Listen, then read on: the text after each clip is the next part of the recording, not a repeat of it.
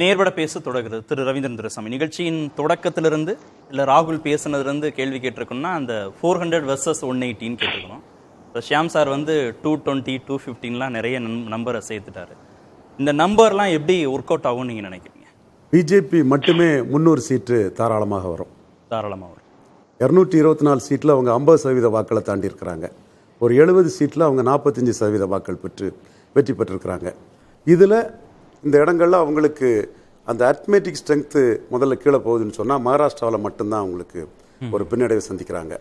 மற்ற ஸ்டேட்டுகளில் பொதுவாக 14-19 2 மக்களவை தேர்தலிலும் அதற்கு முன்னாடி இருந்த பாஜகவோட ஸ்ட்ரென்த்து ஆர்எஸ்எஸ் பாஜக அந்த ஸ்ட்ரக்சரல் ஸ்ட்ரென்த்தோட மோடி லீடர்ஷிப்புங்கிறது பல மாநிலங்கள்லையும் 10-15% வாக்களை வர அவங்களுக்கு கூடுதலாக வாக்கு சதவீதம் கூடும். ஏற்கனவே பீக்குக்கு போன ஒரு கட்சி கூடுதலாக சீட்டை கன்வெர்ட் பண்ணி, அதனால சீட் கன்வர்ஷன்ல நான் 300 தான் நான் சொல்றேன். வாக்கு சதவீதம் கூடுங்கிறது உறுதியான நம்புறேன். சீட் 300 தான். ஏன்னா இந்த இடத்துக்குள்ள நீங்க யூபியில வந்து முந்தைய காலகட்டத்தில் ஸ்ட்ரக்சரல் ஸ்ட்ரென்த் 40 தான் இருந்தது. இப்போ 44. கார்த்திகேயன் சொன்னால இந்தியா கூட்டணி தொடர்பான பெர்செப்ஷன் மக்கள்கிட்ட மாறிட்டே இருக்கிற போது இந்த எண்ணிக்கையில டிஸ்டர்பன்ஸ் வருமா? திரு ஷியாம், இந்த எண்ணிக்கையில டிஸ்டர்பன்ஸ் வந்து பெரிய அளவில் வரதுக்கு வாய்ப்பு இல்லை. டெல்லியில் அரவிந்த் கெஜ்ரிவால் கைது நிச்சயமாக சிம்பதி கொடுக்கும். அது சீட்டை கன்வெர்ட் பண்ணக்கூடிய அளவுக்கு சிம்பதி வருமாங்கிறதுல எனக்கு வராதுன்னு தான் நினைக்கிறேன். ஏன்னா அங்கே மோடி லீடர்ஷிப்பில் அவங்க இருக்கக்கூடிய பொசிஷன் 55% அளவில் ஹெவியாக இருக்கிறாங்க. நீங்கள் 300 வந்து தென் மாநிலங்களையும் சேர்த்து தானே சொல்கிறீங்க? தென் மாநிலம் சேர்த்து தான் சொல்கிறீங்க. திரு ஷியாம் 35 வரைக்கும் வருன்றாரு. திரு கார்த்திகேயன் இல்லை அதுலேயே எனக்கு மாறுபாடு இருக்குது, அந்த எண்ணிக்கை வராதுன்றாரு. தென் மாநிலங்களை பொறுத்தளவில் கர்நாடகாவில் தொடர்ந்து வெற்றி பெற்றுட்டு தான் இருக்கிறாங்க. அர்த்மெட்டிக் ஸ்ட்ரென்த்தும் தேவகவுடாவோட ஜேடிஎஸ் சேர்த்துக்கிட்டு கம்ஃபர்டபுளாக தான் இருக்கிறாங்க. தென் மாநிலங்களை எவ்வளோ யோசிக்கிறீங்க? தென் மாநிலங்களை பொறுத்தளவில் ஆந்திராவில் ஒரு 10க்கு குறையாம வரும் என்டிஏக்கு ஓவராலா. சாரி, ஆந்திராவில் ஓவரால் 25. இல்லை நான் ஓவராலா தென் இந்தியா கேட்குறேன். கர்நாடகா 28க்கு ஒரு 25 வர வாய்ப்பு இருக்கு. 25 வர வாய்ப்பு இருக்குது. கர்நாடகா இது என்டிஏக்கு வந்து ஆந்திராவில் ஒரு 10 வர வாய்ப்பு இருக்குது. தெலுங்கானால ஒரு 4-5. ஸோ இந்த இடத்துக்குள்ள நீங்க பாத்தீங்கன்னா எவ்வளவு வருது? 20-30. இதுவே 39 வந்துருச்சு. அப்புறம் கேரளா தமிழ்நாடு ஃபைட் கொடுப்பாங்க. அங்க ஒரு 5 தொகுதியில ஃபைட் கொடுப்பாங்க. மூணுலயும் சேர்த்து ஒரு 10. இல்ல நான் வந்து இங்க ஃபைட் கொடுப்பாங்கங்கிற அளவோட தான் என்னோட 40 தொகுதிகள் வந்து உறுதியாக நிறுத்திக்கிறேன். நான் வந்து கர்நாடகா ஸ்வீப் பண்ணிடுவாங்க.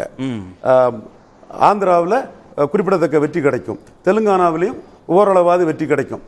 இங்க வந்து ஃபைட் கொடுப்பாங்க. ஸ்ரீகாந்த் கருணேஷ் வந்து பெரிய அதிசயம் நடக்க போகுதுன்னு அது அவரோட விஷ்ஃபுல் திங்கிங். அது வந்தா எனக்கு மகிழ்ச்சி தான், அது வேற விஷயம். என்னோட கணிப்பா நான் சொல்றது திருவனந்தபுரம், ஆர்டிக்கல், பாலக்காடு, அந்த திருச்சூர்ல ஃபைட் கொடுப்பாங்க. திருச்சூர் வின்னபிள் சீட்டா வரலாம். திருவனந்தபுரமும் வின்னபிளா வர கூட போலரைசேஷன்ல சிக்கி விட வாய்ப்பு உண்டு. ராஜீவ் சந்திரசேகர, சசி தரூர் வந்து கிறிஸ்டியன் கன்சல்டேஷன்ல கோவளம் அந்த அதுல வந்து என் பிளாக்கா ஓட்டு விடும்போது சிக்கலாயிரும். திருவனந்தபுரத்துல நீங்க சொல்ற கணக்கு வந்து திரு ஷியாம் சார் சொல்ற கணக்கோட 250 அந்த பக்கம், 40 இந்த பக்கம். தென் மாநிலங்கள்ல இருக்கக்கூடிய பாஜக மீதான அதிருப்தி மாதிரியே வட மாநிலங்கள்லயும் பாஜக மீதான அதிருப்தி நிலவுகிறதுன்னு திரு ஸ்டாலின் சொல்றாருல. அப்ப இந்த நம்பர் சேஞ்சஸ் நடக்குது. ஸ்டாலின் கருத்து வந்து அந்த இடத்துல வட மாநிலத்தை பொறுத்தவரை ஏற்றுக்கொள்ளத்தக்கதல்லைங்கிறதா என்னோட பார்வை. இல்ல ஏன்னா கடந்த காலங்களில் மத்திய பிரதேஷ், ராஜஸ்தான்ல ஜெயித்த விட அதிக வாக்கு சதவீதம் அசம்பிளிக்கே எடுத்துட்டாங்க. ஸோ இமாச்சல்ல குறைவு தான். ஸோ இந்த 1% தான் குறைவு.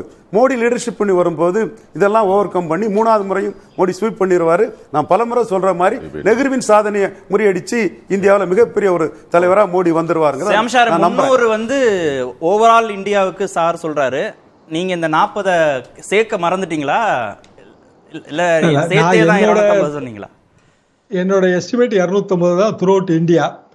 மோடி லீடர்ஷிப் எந்த அளவுக்கு போற்றப்படுகிறதோ அதே மாதிரி எல்லா தவறுகளும் மோடி மேல தானே விட போகுது. டோட்டல் தேர்தலே வந்து மோடியா இல்லைன்னா அதர்ஸா இல்ல மோடி வேண்டாம் இப்படி கட்டமைக்கப்படும் போது நீங்க யாரு என்ன தவறு செஞ்சாலும் அது மோடி தவறு தான். உதாரணமாக இப்ப எல்லாரும் பேசிட்டு இருக்கிற ஈடியோ இல்ல வந்து மற்ற விஷயங்களோ, இப்போ கச்சத்தீவு, இந்த மாதிரியான விஷயங்கள். ஆனா ஸ்ரீகாந்த் சொல்றதுல ஒரு முக்கியமான விஷயம் என்னன்னா, இந்திரா காந்தி அம்மா செஞ்ச தப்புக்கு எதிராக தான் நாங்க வந்து அன்னைக்கு வந்து போராடினோம். அப்படித்தான் வந்து அந்த கூட்டணி வந்துச்சு. தோத்தது இந்திரா காந்தி. ராஜீவ் காந்தி வந்து சிபிஐயும் பிற அமைப்புகளையும் தவறா பயன்படுத்தினாரு. விபி சிங் வந்து அவர் மேல ஏகப்பட்ட நடவடிக்கைகள். தோத்தது ராஜீவ் காந்தி. அதாவது தவறுகளுக்கு விலையை அந்தந்த தலைவர்கள் தான் தராங்க.